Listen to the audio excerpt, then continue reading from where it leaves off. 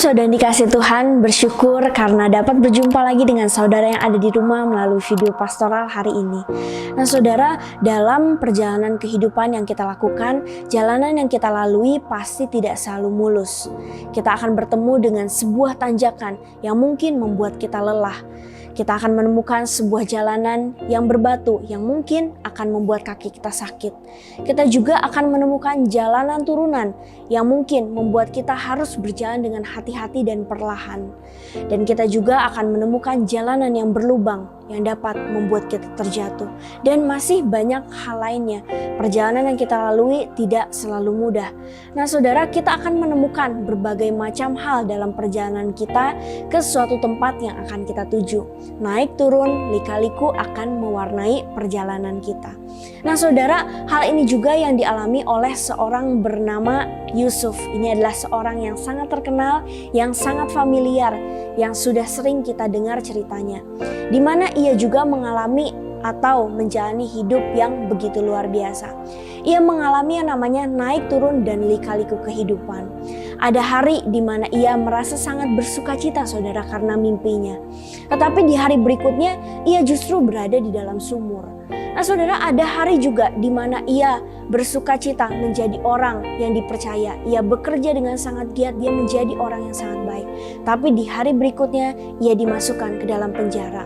Nah saudara, ada juga hari di mana ia menolong orang lain dengan harapan bahwa ia dapat keluar dari penjara. Tetapi saudara, di hari berikutnya ia justru ditinggalkan dan dilupakan dalam waktu yang lama. Nah saudara, perjalanan hidup yang dilalui oleh Yusuf sangat tidak mudah. Dan mungkin hal ini juga hal yang pernah terjadi dalam kehidupan setiap kita.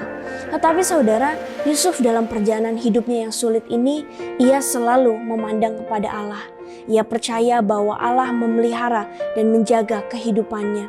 Sehingga ia dapat berkata dalam Kejadian 50 ayat yang ke-20, dia katakan bahwa memang kamu telah mereka-rekakan yang jahat terhadap aku, tetapi Allah, ia yang mereka-rekakannya untuk kebaikan dengan maksud melakukan seperti yang sekarang ini, yaitu memelihara suatu bangsa yang besar. Nah saudara, Yusuf menyaksikan dan mengalami sendiri bagaimana Allah menjaga dan memelihara kehidupannya. Jadi mari saudara, kita belajar untuk hidup selalu memandang dan percaya kepada Allah yang memelihara dan menjaga kita sebagaimana ia menjaga dan memelihara Yusuf. Meskipun kehidupan kita seringkali kita lalui dengan kesulitan dan tidak sesuai dengan harapan kita.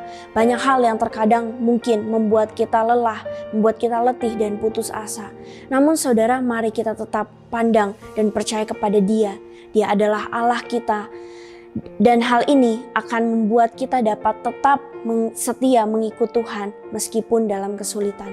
Saudara, percayalah, ketika suatu hari kita menengok lagi ke belakang, di sana kita akan sangat kagum dan takjub melihat bagaimana Tuhan menjaga dan memelihara kehidupan kita. Sekian, Tuhan Yesus memberkati kita semua.